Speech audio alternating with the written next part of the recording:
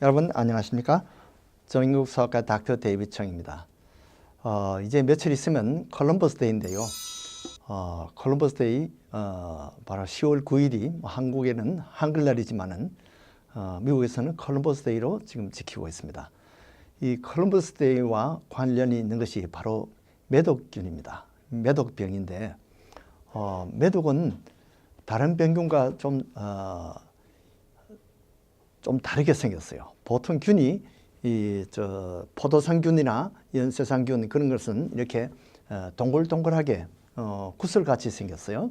그런데 이제 대장균 같은 것은 이 막대기 같이 길쭉하게 그렇게 생겼어요. 근데 이 매독균은 어떻게 생기냐면 트레파노마 팔리둠이라 그래서 이 균은 나선형으로 생겼습니다. 마치 그 스프링 코일 모양으로 또는 이 포도주 따는 그 병막의 모양으로 이렇게 나선형으로 되어 있어요. 그런 것을 스피로히트라고 이렇게 얘기하는데 이런 아주 특이한 균입니다. 그래서 이 매독은 증세가 아주 여러 증세가 많습니다. 온몸에 다 인발부 되어 있어요. 그래서 1차 매독은 처음에 성기를 접촉했는 그 성기에 생깁니다. 그렇게 그 부위에 얼서가 생기고 이렇게 하다가 그 다음엔 2차에서는 임파선이나 이렇게 해서 피를 통해서 온몸에 이렇게 퍼지게 됩니다. 그리고 또 3차 매독이면 이제 이것이 장기간 가서 결국 이 피부에 또는 이 폐에도 가고 뇌에도 가고 이 신경에도 가고 이렇게 해서 온몸에 다 영향을 미치는 것이 이 매독입니다. 특별히 뇌나 뼈 또는 그 신생아 이 아이들이 태어날 때 엄마로부터 이미 뱃속에서 이미 매독이 걸려서 태어날 때 벌써 이미 뼈가 상하고 온통 막 이렇게 진물이 흐르고 이렇게 해서 그렇게 태어난 아이들도 있습니다. 그래서 이 매독 치료는 아주 옛날에는 그 보통 이 수은을 썼어요. 그렇게 수은을 이렇게 쓰다 보니까 또 수은 부작용이 많이 생깁니다. 이 수은이 그 신장에 아주 부작용이 많습니다. 그래서 수은 중독이 많이 생겼어요.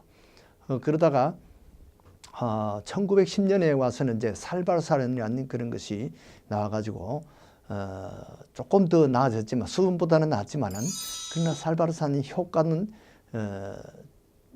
완전치가 못한 데다가 또 부작용이 그것도 아주 독합니다. 그래서 아주 매독이 최근까지 기승을 부리고 있는데 1943년에 이제 페니실린이 나와서 그때야 제대로 이제 매독이 치료가 됐어요. 이 페니실린이 이제 매독의 가장 특효약입니다. 그래서 지금은 매독이 많이 줄어들었어요. 근데 이 매독이 세계에 이렇게 번지게 된 것은 바로 이 콜럼버스 데이와 연관이 있습니다. 콜럼버스가 이 신대륙을 사실 처음 발을 디딘 것이 바로 1492년 10월 12일입니다.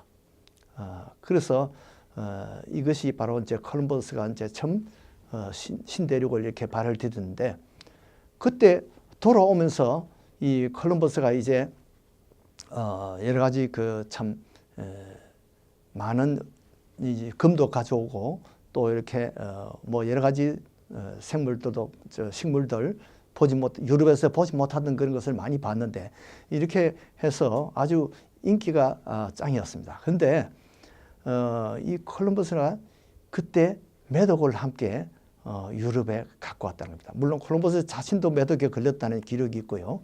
그 부하들이 이 몇 달 동안 이렇게 이 서인도 제도에 있으면서 그 원주민들과의 관계를 통해서 이 매독에 걸려서 돌아와가지고 그것이 유럽에 퍼졌다는 거죠. 이 콜럼버스는 1450년 이태리 출생입니다. 그래서 저보다 딱 500년 전의 사람인데 이 이태리에서 처음 태어나서 부모님이 다 그 유대인 계통이래요. 그 스페인 계통 유대인이랍니다. 그런데 이 사람이 성경을 믿었어요. 그리고 이 성경에 의하면 이 지구가 둥글어야 된다는 거죠. 그래서 이 사람이 여러 가지 그 참 어릴 때부터 항해를 많이 했는데 그렇게 해서 스페인어도 익히고 이렇게 해서 이 지금 그 당시에 인도에 금이 그렇게 인기가 있었는데 그 인도에 가려면 사실 중동 지방을 지려야 되는데 중동 지방은 사실 이슬람 세력이 그때 진치고 있었기 때문에 이 유럽 사람들이 함부로 갈 수가 없었어요. 그래서 저 아프리카 남쪽의 희망봉을 거쳐서 이렇게 가다 보니까 너무 이 항해비가 비싸고 너무 오래 걸리는 거죠. 힘드는 거죠. 그래서 사람들이 모두 다 이제 그쪽으로만 이렇게 참 항해를 하고 있었지만은 이 콜럼버스는 그렇게 갈 것이 아니라 바로 서쪽으로 가면 인도에 훨씬 더 빨리 도착할 수 있다고 본 거죠. 이 콜럼버스는 지구가 둥글데 지금 현재 우리가 생각하는 지구의 한 3분의 1 정도 사이즈로 그렇게 계산했던 것 같아요. 그래서 33세에 포르투갈 왕을 찾아가지고 내가 나에게 배를 3척을 주시면 내가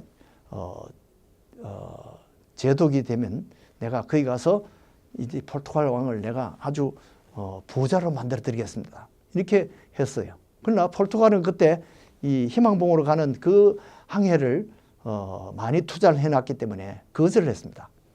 그리고 33살밖에 안 되는 그 젊은 청년이 와가지고 그러니까 자기가 자기를 제독을 시켜달라 그러니까 안 되죠. 그런데 몇 년 동안 그렇게 하다가 나중에는 36세 돼가지고 스페인 그 이사벨 여왕에게 갔습니다. 거기 가서 이제 똑같은 제안을 했습니다.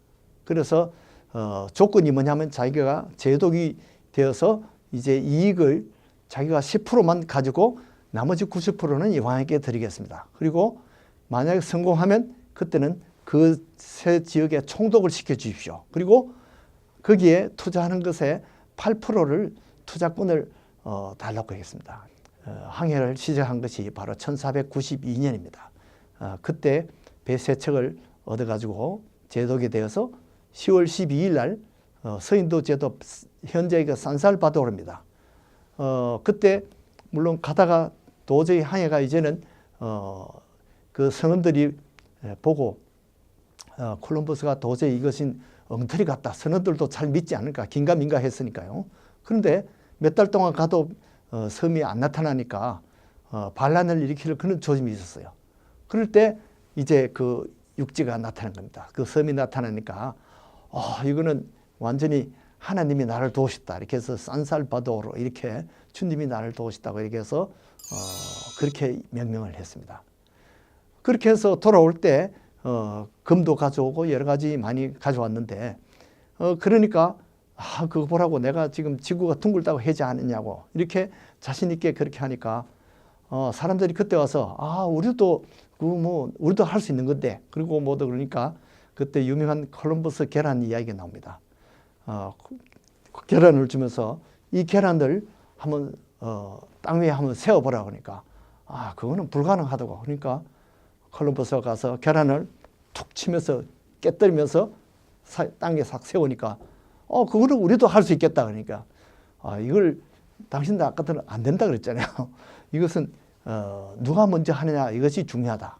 이것이 콜럼버스가 하는 유명한 이야기입니다. 그렇게 해서 2차, 3차, 4차까지 항해를 했는데 3차에서는 벌써 그것이 이 계산착오가 생겼어요. 그 인도가 아니었거든요. 그 서인도 제도라고 불렀지만은 그때 벌써 여왕으로부터 소환령이 생겨서 죄수의 몸으로 돌아왔습니다. 4차 항해는 완전히 죄수의 몸으로 이렇게 항해를 했어요. 결국은 관절염으로 이렇게 앓고 1506년에 매독으로 사망했다는 그런 소문이 있습니다. 어쨌든 콜럼버스는 이 신대륙을 발견한 사람은 아닙니다. 지구가 둥글다고 믿은 첫 번째 사람도 아닙니다. 그러나 그것을 실천하고 그것을 믿고 처음으로 증명해 보인 사람입니다. 그 당시에 콜럼버스로 인해서 유럽에 있던 것이 이제 아메리카 대륙으로 오고 아메리카에 있던 것이 유럽으로 처음 간 것이 너무 많습니다. 그래서 특별히 이제 그때는 이 신대륙에 이 동물들이 고양이나 낙타나 뭐 닭, 소, 당나귀, 염소, 꿀벌, 말 뭐 이런 것이 없었대요. 또 패럿, 뭐 거위, 토끼 이런 것도 없었답니다. 그런 것이 이 콜럼버스를 통해서 가게 됐고 돼지, 양, 비둘기, 뭐 호로새, 물소, 알파카, 밍크 이런 것이 다 없었는데 그다음에 유럽에는 칠면조 같은 게 없었어요. 그런데 그때 이 콜럼버스가 처음으로 왔고요. 이렇게 해서 참 없던 것이 많이 왔는데 병들도 신대륙에 없던 병들이 많이 왔어요. 그러니까 그 중에는 뭐 수두라든지 또는 여러 가지 그 흑사병이라든지 콜레라, 감기, 뭐 디프테리아, 한센병, 문둥병도 없었던 거 봐요. 말라리아나 홍역, 뭐 성원일, 장티부스, 발진디부스 이런 것들이 다 유럽에서 이 신대륙으로 그때 처음 왔답니다. 그리고 신대륙에서는 이제 대표적인 병이 메독이 처음으로 유럽으로 전파가 된 거죠. 그렇게 해서 이 메독이 유럽에 와서 1493년에 그 나폴리에서 아주 대유행을 했답니다. 그러다가 전쟁이 벌어지니까 전쟁을 통해서 프랑스로 해서 유럽 전역에 퍼졌답니다.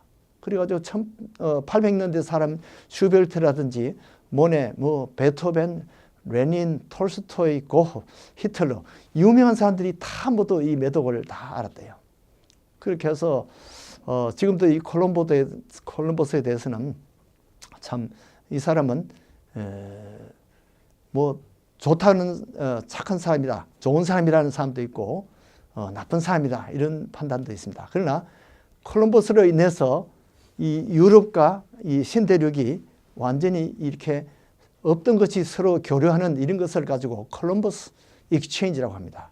그 중에 대표적인 것이 바로 이 메독병이라는 거죠. 이렇게 해서 참 우리가 존경하는 모든 사람들이 이렇게 메독에 걸려서 많이 희생을 당했습니다. 그런데 이것은 뭐 콜럼버스를 뿐만 아닙니다. 모든 사람이 다 너나 할 것이 할 것 없이 다 모두 죄인이죠.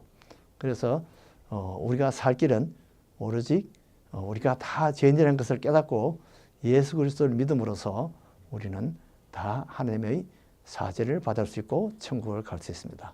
여러분들도 죄인인 것을 깨닫고 예수님을 믿고 축복받는 삶이 되기를 바랍니다. 안녕히 계십시오.